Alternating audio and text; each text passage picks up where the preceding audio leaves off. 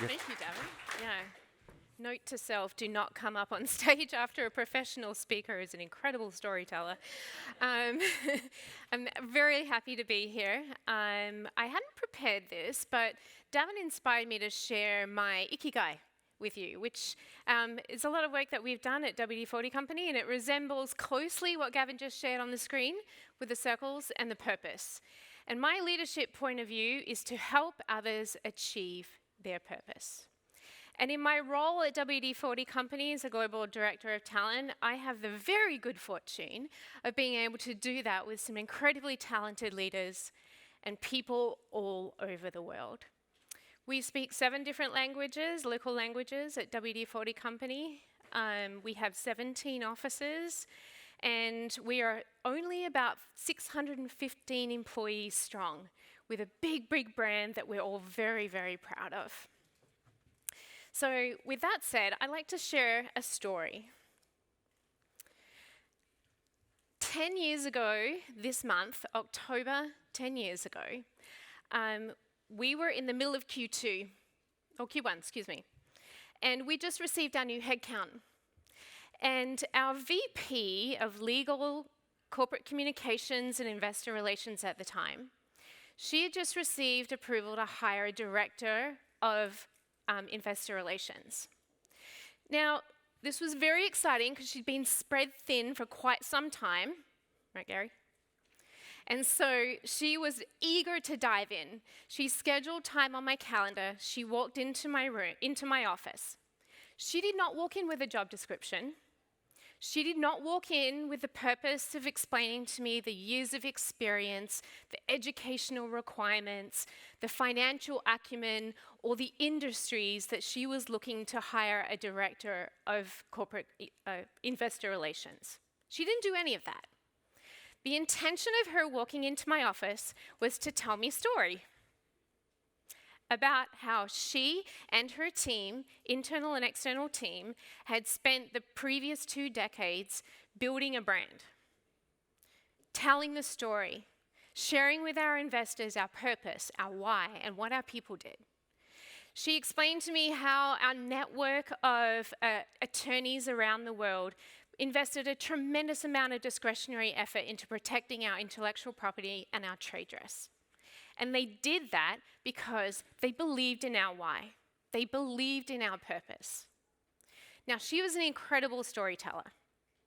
And I have a very good fortune of that she's actually in the room today. What we did during that hiring was we looked for people who could tell the story. To the street, to the investors, to marketing people, to anybody around the world. She created that belief in what we needed to hire for. She also told me about the characteristics that we needed to hire, not the education or the years of experience. What we were looking to hire is somebody that could tell the story, somebody who had the courage to push back against investors, the courage to lean up, somebody who was authentic, somebody who could inspire. Because that's what she believed the role of the Director of Corporate Communications and Investor Relations was all about. So, as you can imagine, one other thing she did say, time and time again, Rachelle, make sure that we don't bring candidates in that are heavy-handed, people that want to lead with authority. That's not going to work here. We want people who can inspire, who can collaborate, can bring people together to achieve our purpose. And so we found that person. As you can imagine, we received hundreds and hundreds of applications for this role. And to this day, she is still living those behaviors. The work that we did with Maria really set the stage to create our purpose, our fit criteria. It was the catalyst for us to look internally across our organization and say to one another, what are the behaviors that we want to see lived at WD-40 Company? So we looked at our hiring record, we looked at our quality of hire, who was working well, who was ready for promotion, who was excelling within our tribe. And these are the behaviors that we identified. We have been working from this behavior set, or this fit criteria, for the past decade.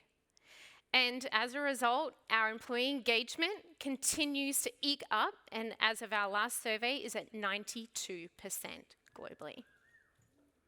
We hire people who believe in what we believe. They demonstrate these values. Now, do you think we can find this on a resume? No, we can't. And we've had a lot of discussion about that today. We've recently refreshed them, our fit criteria. And I'll share that with you towards the end of the presentation. A couple of things about our fit criteria. We use them globally, so regardless of gender, age, ethnicity, language, anywhere in the world. I could be in the Shanghai office, the Sydney office, or even in Madrid. Our tribe lives these values and these behaviors. They show up every day prepared to work in this way. These are observable behaviors, and we'll talk a little bit more about that in a minute, and we'll ask you to consider what are the observable behaviors you want to bring into your organization. So let me tell you a story. We had an entry-level sales analyst position open about 7 or 8 years ago now. We went out to the market. We had candidates come in for data programs across San Diego, across the United States. We could not find the right person for this entry-level sales analyst role. Because while they had technical capability, they did not check all of the boxes on our fit criteria. And let me be clear, we do not extend invitations for people to join the WD-40 tribe who do not check all of the fit criteria. So I was looking through resumes, and I found a resume from a fellow who was very early in career. His first role was distributing wine with Diageo, the big wine distributor. He did that for maybe a year and a half. And then he kind of fancied himself as a data analyst. So he took a role at AC Nielsen for nearly 2 years. And then after that, his career pivoted. And then he opened a halfway house for recovering alcoholics, specifically men. Did it all himself with his own funding. He ran that for 3 years. So when I brought his resume to the sales operations director, what do you think he said? Rachelle, have you lost your mind? What, how, why? This person is not right for us. Doesn't have the industry experience, he's job hopped. He's been running a halfway house and making $27,000 a year for the past 3 years. Why do you feel like this person is right for our role?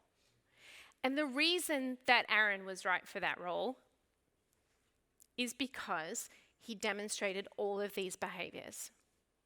He was values aligned. He had incredible can-do capability to create his own business, entrepreneurial, will-do. He had passion. He was adaptive. He was creative. I mean, if you just look at his resume alone, you can possibly see some of those behaviors coming through.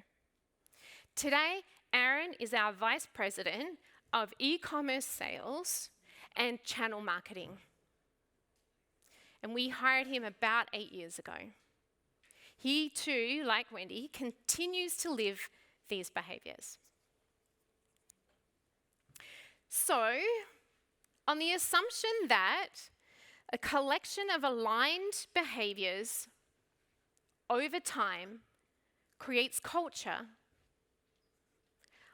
I think it stands to reason that if we hire and promote people who demonstrate culture-defining behaviors, we'll create an organization where people experience a sense of belonging.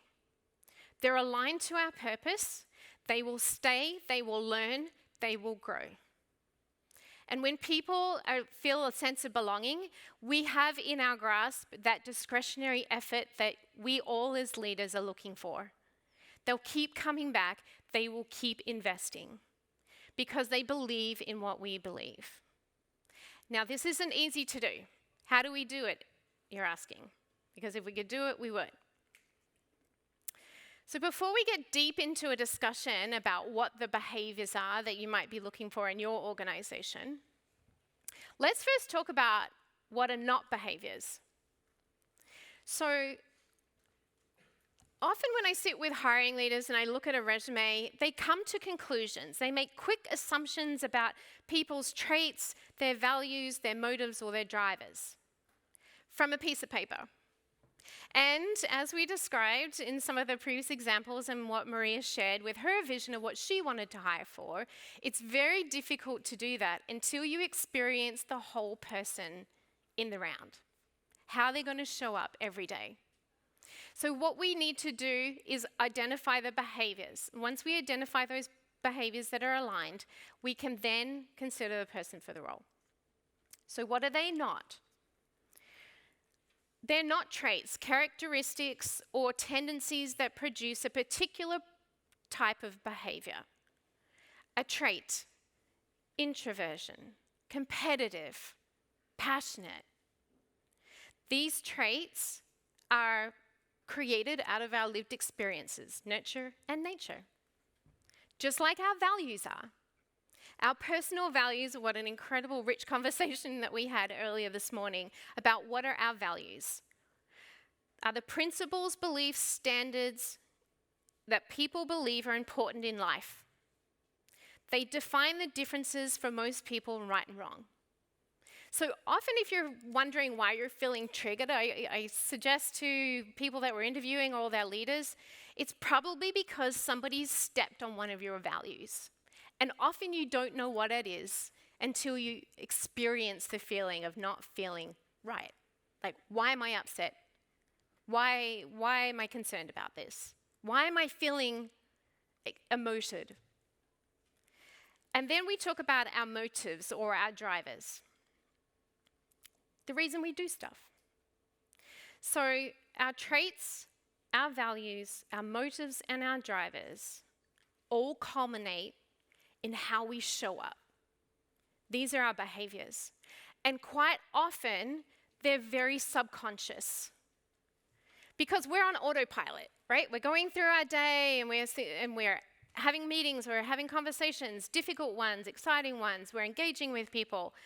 And rarely do we take our conscious belief or what we believe is true, out, observe it, and then decide the impact that we want to make. That impact that we're going to make is our behaviors. They're observable. We can hear them. And so when we're evaluating candidates to invite into the organization or to promote from within, I'll encourage you to look at the behaviors rather than making conclusions about the traits, values, or motives. Because I don't know about you, I've made lots of errors assuming that people have a values alignment. But what I observe in them and the way that they show up is truly a predictor of how they will perform in the role. It is the number one predictor before over any psychometric assessments or, discussions that you might have internally. I'll share an example. I was doing executive search for a really well-known international retail company. And we were hiring a global vice president of human resources. I had an incredible slate of candidates with diverse cultural experiences, ran the plethora of HR knowledge. And one of the candidates arrived to interview with the CEO in his office in San Francisco. And she and I had a lot of conversations about values and the importance of it in an organization and how she trained and developed her people to be values aligned. She showed up at that interview in that big, shiny building in San Francisco, and she was incredibly disrespectful to the person that greeted her at the front desk. The CEO was running 5 minutes late. Granted, this was at 8 a.m. And he'd just flown in from France the night before. His meeting started very quickly. He called me and explained what she had said to the receptionist at the bottom of the building. And without too much conversation, I called her on the phone and said that she would not be moving forward with the interview today. It was those behaviors that showed up for her in that moment that we then realized she was not aligned with the organization that we were looking to hire for. So, a resume doesn't tell a story. A resume, in my opinion, is a 1 or maybe 2-page sales pitch. People are trying to put their best foot forward, and perhaps they can do it, perhaps they can't. I typically like to start every interview without a resume. I ask the why. Why are you here? What's important to you? What are your values? Let's uncover that first before we get to understanding your capabilities and competencies to perform in the role. So, culture-defining behaviours. At this moment, I'll invite you to have a personal couple of minutes of reflection. What behaviours do you believe are needed in your organisation, your community, your school, to achieve your organisational goals of 2030? Perhaps you've got some behaviours that are serving you well now. Perhaps there's some behaviours that you're seeing your people show up and they're not serving you well. But let's consider for a moment, what are those behaviours that you will need? Maybe 2 to 5. And when you're ready, please have that discussion at your table. Explain what the behaviour is and why you chose it and the impact that it will have on your organisation, your culture going forward.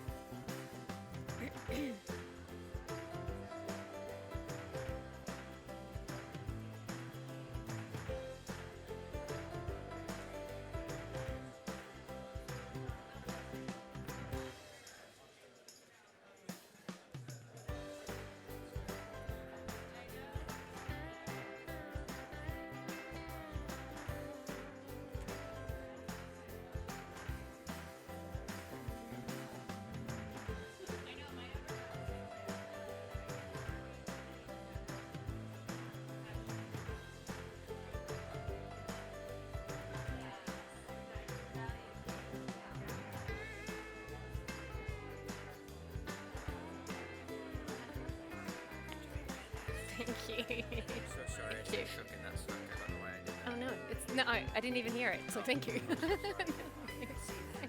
go. No worries, thank you, thank you.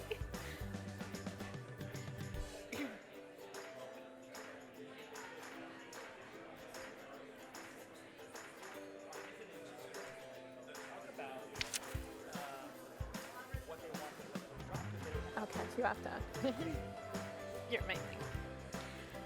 I might ask for some feedback from around the room. Can we have a mic after?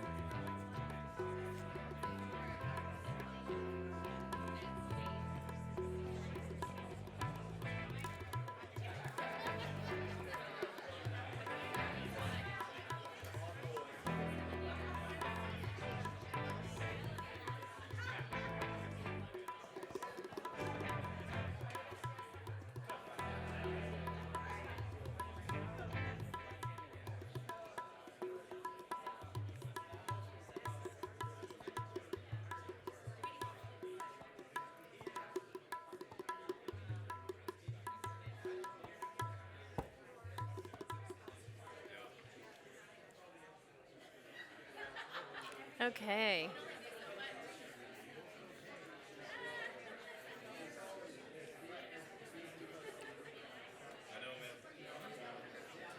Okay. There's, I can see and hear a lot of rich discussions going on. Maybe just another minute.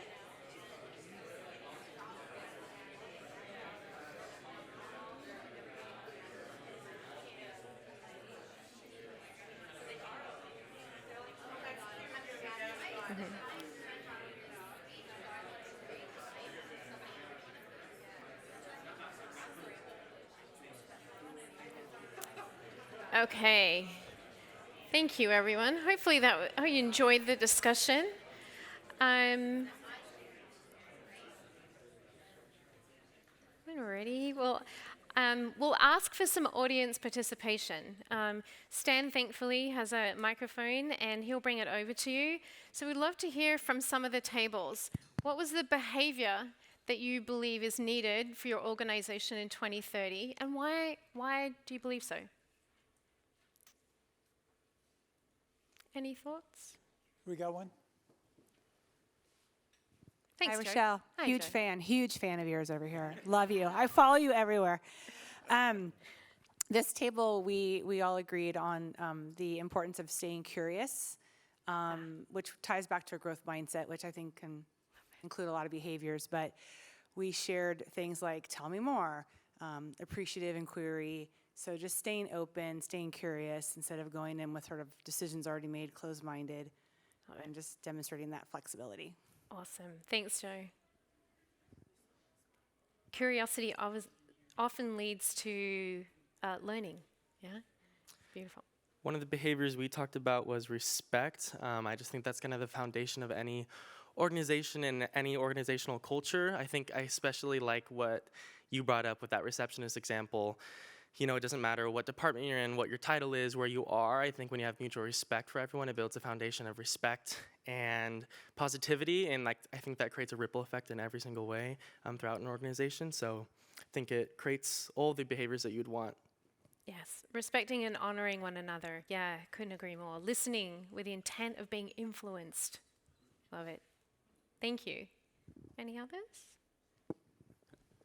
We talked about adaptability and hustle as two things that came. So we're all with the same organization, and we have a startup we're growing and a legacy business that's evolving, and we need to get a lot of swings of the bat and find a spot, something that hits, and put resources to it when it comes. Fantastic. Yeah. Yeah, adaptability. Change is constant, and it's coming faster than we like in many cases. Thank you. All right. So, one more? Oh, thanks, Gary. Didn't see. Where was the hand? There was a hand. One more. Oh, raise it Oh, high. Alex, thank you. I work for Rady Children's Hospital, so we have a large female, mostly female workforce, 6,000 employees, and the age of nurses, who are most of our employees, are getting younger and younger. So what I've heard today already hits home for us. But I was thinking a lot about communication, cooperation, and transparency being more and more important. That inclusion that you get and that is needed and required, especially as we get into older millennials, which are an excellent group, by the way, and the younger age groups. That's great. Thanks, Alex. Yeah. And what we've shared and heard in the room, these are observable behaviors. You can create a situation or a construct in which to observe how somebody shows up, how they behave in that situation, which again is the biggest predictor of how they will show up on the job and how they will continue to perform in years to come. So that is our next challenge. If we could think about a construct or an assessment or a situation, a scenario that you're going to create to assess somebody's behaviors, to assess how they're going to deliver on that. And I'll share with you some examples before we get into that work. For all of the sales positions at WD-40 Company globally, we have those candidates present a sales pitch to us. We ask them to go choose their favorite WD-40 product that they'll have to research online. They'll have to position it. They have to know their audience. They have to put together a sales deck. We push back on them. We see if they can overcome the conflict. We see if they can position the sale, ask for the sale. You'd be surprised how many salespeople don't even ask for the sale at the end of the pitch. Yeah, I can see some of you nodding. So we put them through all of that. And it's not just about can they deliver and nail that sales pitch. It's about, were they prepared to do it? Did they want to do it? Because quite often they don't, and they choose to opt out of the process. So they don't demonstrate the can do and the will do. And if they don't accept feedback that we give them during the interview, that is a behavior that we're looking for to understand, are they have a level of self-awareness? Are they coachable? Are they going to listen? Are they going to onboard that feedback so that they can continue to learn and grow?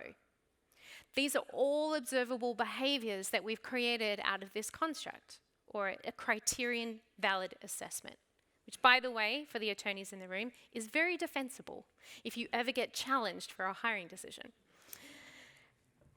Another example would be for our marketing folks. We ask them to look at thousands of lines of data to come up with a cannibalization analysis. We'll throw in a twin pack here or a change of price there and see what they find. For a salesperson, we'll ask them to calculate the mean and MAPE. And for our systems analysts, we'll ask them to create a systems or process environment based on a hypothetical theory.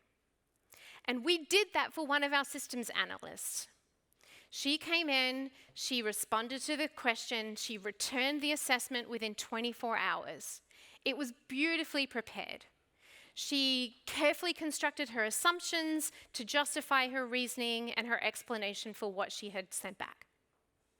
Then she did what a lot of candidates don't do. They ask for the results of the assessment.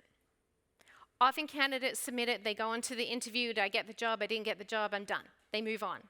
But she asked for their feedback, and we gave it to her. And in less than 12 hours, she came back and corrected the mistakes that she had made. She got about 20% of it wrong. And to this day, she is creating systems and processes for us that is incorporating so much feedback from across the organization that she can launch products with high-level engagement and collaboration, and the end result is truly remarkable. She demonstrated those behaviors to us during the interview process. So your opportunity now is to consider those behaviors that you identified that are needed for success for 2030, and consider an assessment or a construct. How would you elicit those behaviors which would be indicative or predictive of how somebody is going to show up in the role moving forward? So please, a discussion at your table, and perhaps you already have some of these examples, and then we'll ask one or two folks to share back.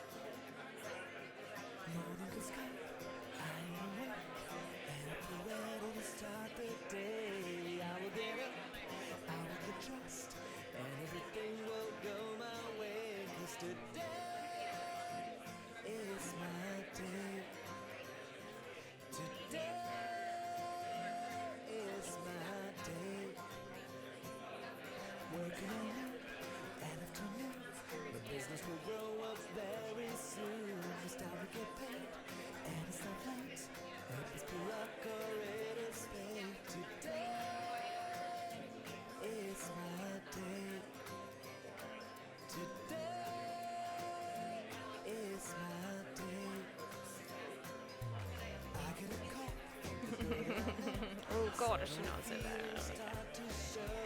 Okay.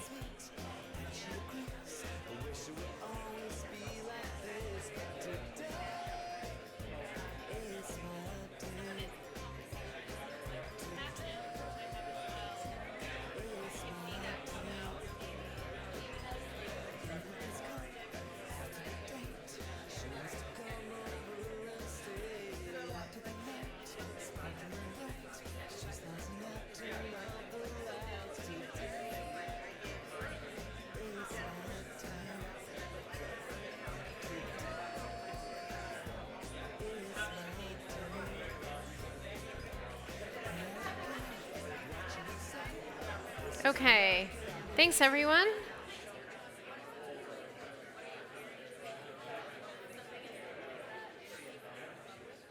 I get a sense that a lot of you have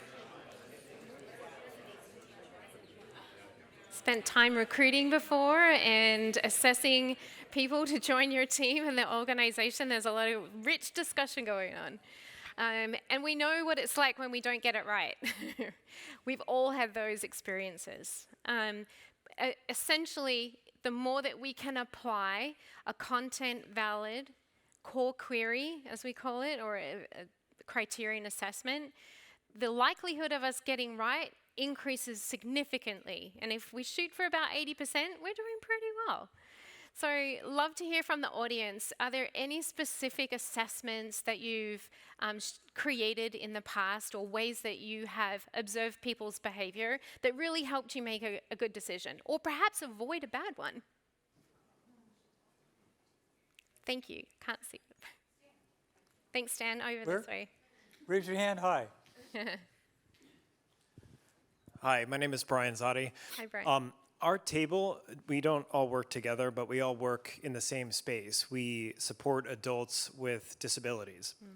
And so we don't have the WD-40 problem, or opportunity, I should say, to turn away employees because we have such a depleting workforce.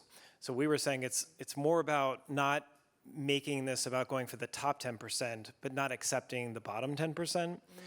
And one of the things that we discussed, and I think is worth us doing more of, is having candidates exposed to and be part of the space that our clients are actually in. Because if someone's coming to work for us, they have to want to do the work that they're going to be asked to do. They have to want to be in the company of the clients that we support. So including clients in the interview process and see how the candidates interface and interact with those clients. And one example was have a client, interrupt the meeting and see what reaction the candidate has to that experience. Beautiful. Yes. Because that's how they'll show up to work every day, Brian, right? And that's their behaviors. That's their nurture and nature conditioning, lived experiences that bring them to that point and want to align with your incredible purpose to help others in need. Yeah, great. Thank you. Anybody else? I have one. Thanks, Jenna. So we talked about the tolerance for ambiguities, what we were testing for, and we actually, at Accelerate, a management consulting firm, we have a case study, as most consulting firms do. We give them the case, they have 15 minutes to read it, and then we come back in and they have 15 minutes to ask questions to close gaps of information that may not be overtly clear. And then they have 90 minutes after that to solve the case. So they only have a 15-minute window and there are many solutions. We're not testing for a right answer, we're testing for approach, but that 15 minutes is all they have to close their discomfort with ambiguity. And so it really does test for, can you do this? Like, you definitely don't have all the answers by the time we're done, and you still have to push yourself forward and get to a presentation. So it's a good way to test for that. I love it. We have a 50% failure rate on the case, though. This is what Gary wants me to say, which has nothing to do with ambiguity. It's 80% of the time, it's because they we're testing for humility. We want humility in our consultants, and consulting is not an industry of humble people generally. And so 80% of the time when we pressure test them, they show up as what you would expect a consultant to do. Fantastic. And so they fail. Thanks, Jenna. And then they fail. One over here. Yes. Oh, Stan's got somebody at the back. I'm getting my miles in. Where were Thanks, Stan. And then we'll come back over here afterwards. Thanks. Yeah, hi, my name is Ron. One of the things we have found when we do this for our clients is to actually sort of building on your great examples, is we actually create simulations with the actual team and leaders they're going to have to work with. So we get to test their compatibility not only in their problem-solving skills and their behaviors and teaming, but to see the chemistry that forms with the people they're going to actually have to work with. And then what happens is when they get selected, or if they get selected, the team automatically owns a sense of their success. Right? So you're already creating a bond or a repulsion in that environment, but you're actually seeing them in real time. And there's just no better way to get a better sense of who they are than putting them with the people they're going to have to be with. Right, right. And see how they show up. Because that's how they'll show up if they get the job. Thanks. Please enjoy this momentary pause while I. Stan gets your steps in, Stan. My name is Yusuf. One of the things I do to kind of assess someone or test them might be kind of controversial, but let's say I'm friends with Brandon and Sophia, and I want to see if Sophia values respect. So I go to her and say bad things about Brandon behind his back. And her reaction to that would be my assessment. So does she join in with me, or does she stop me and say, hey, you have to respect him. You can't say that behind his back. If you have anything against him, just face to face with Brandon. Awesome. Yeah. And now the question is, do you let her know afterwards what your approach Depends. was? Right? Yeah. And honoring the absent, as we call it at WD-40 Company, is definitely a behavior that stands you in good stead. It creates a lot of trust, and it's scalable over time. Yeah, wonderful. Great. Thank you. Thanks, everyone. So if you're not creating these constructs to evaluate behaviors and seeing if people have both the technical capability with the behaviors that you've identified that are needed for success, hopefully this is an opportunity for you to consider that in your hiring process. We often hear from our leaders, I don't have time for that. They've got it in their resume. They were a controller at the last company. If they did it there, I'm sure they can do it here. We don't need to have them do a balance sheet assessment or create some journal entries. Let me tell you, those folks that we have given those assessments to and have had previous accounting roles that aren't able to do it, that is a bullet dodged. And they will find other roles other places. But we will bring on the candidates that have both. So I'm going to skip forward to this slide and share with you WD-40 Company's revised what we're calling threshold competencies. Other organizations might call them the fit criteria as we've done before, or the DNA, what's important to us. But these are the 6 that we have settled on going forward. And demonstrate self-awareness can be an output of that as well. So my last slide didn't animate, so let me see if it animates. There we go. Okay. So creating new and better ways for the org to be successful. That's what we identify as cultivates innovation. Nimble learning. Without learning, if we can't keep growing and adapting, then we are not able to achieve our strategic goals. We're dead in the water. Drives for results. Consistently achieving results. Now, achieving results is a different behavior, but how you get there and the drive to want to do it as an individual and as a collective is something that we're prioritizing. Values differences, because we are very passionate about creating a culture where everybody experiences a sense of belonging. And in order to do that, we need to recognize one another's, and recognize and value the differences and different perspectives and cultures that people bring to their work. And then instilling trust. If we have trust in one another, as we were explaining over here, if we assume positive intent, we gain the confidence and trust of others through honesty, integrity, and authenticity. That is such an integral part of the WD-40 culture, no matter where you are, which country you're in, or who you're connecting with, internally or externally. By the way, we expect this of our external partners as well, our consultants, our suppliers, our vendor partners. And when they don't align with what we believe and our values, then we seek alternatives. It's quite simple. Okay. Going backwards now. All right. So I'll make a pivot and we'll talk about the role of technology in your organizations going forward to evaluate candidates. Folks, the technology industry in the talent acquisition and recruitment space today in the United States alone is $2.4 billion. It's expected to grow to $4.7 billion by 2028. Huge. There is such investment in this space. Why? Because people want shortcuts. What we just described with core query assessment isn't easy. It takes work, it takes effort, it takes time. So the industry is building in algorithms to help us make those shortcuts, to reduce human bias, to give one-size-fits-all assessments, and whoever passes then comes through the funnel, as we say in recruitment. They want speed, they're looking for repeatable performance, and they want to be able to scale. I was down the road at another university that shall not be named, no offense to my San Diego State friends. I was engaging with undergrad and graduate students, and I asked them, why are you not applying to our jobs that are posted on Handshake? Handshake is a technology platform that college and university students and trade students and they all go to, because as employers, that's where we post our jobs. We're looking to connect with our future leaders on the Handshake technology platform. If we're not showing up at a trade fair or we're not having coaching conversations with them, I asked, why are you not applying? One student said, well, I don't know if you want me for that role. I don't know if I'm qualified, so I just choose not to apply.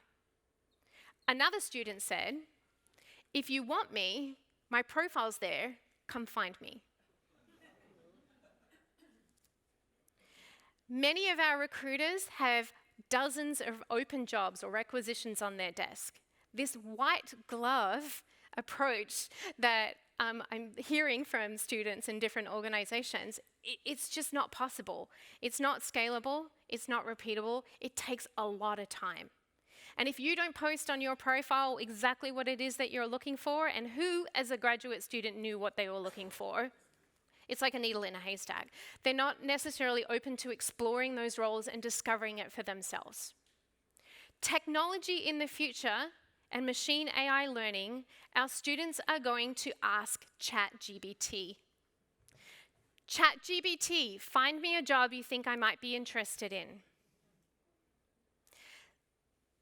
The AI is searching their social media profiles, their chats, the communities that they're involved in, the parents, the school they went to, their locations, what jobs their friends are getting. And the algorithm is delivering for them 3 organizations and 4 roles that they might be interested in. That's where we're going. On the employer side, we're doing much of the same thing. Because we've got less and less recruitment resources, many open positions, our CRMs, our recruiting CRMs, are scanning the internet. We're listening for people that believe in what we believe, that are looking for roles that we have posted. They are coming through and we're inviting them into chat. Folks, this is happening today. We'll connect with candidates in a chat. Our chat algorithms will then determine which candidates the chat or the algorithm will schedule for the recruiter. Very little to no human interaction or assessment. So consider how we're going to be focusing our future evaluation of candidates through the role of technology. We're using technology to reduce human bias, but what we do is we're injecting the algorithm bias because we want it to be repeatable and we want it to be scalable over time. As a recruiter, with nearly 3 decades of experience, that is scary. So I'll encourage you to think about finding a balance, finding a way to incorporate that technology to ensure that you can still connect and find those candidates who believe in what you believe, who demonstrate those behaviors that do not show up on a resume, and that will increase your likelihood for future success in the future. Scary. So I'll leave you with this. I no longer listen to what people say. I watch what they do. Behavior never lies. So with that, thank you very much. And if there's any questions, let me know.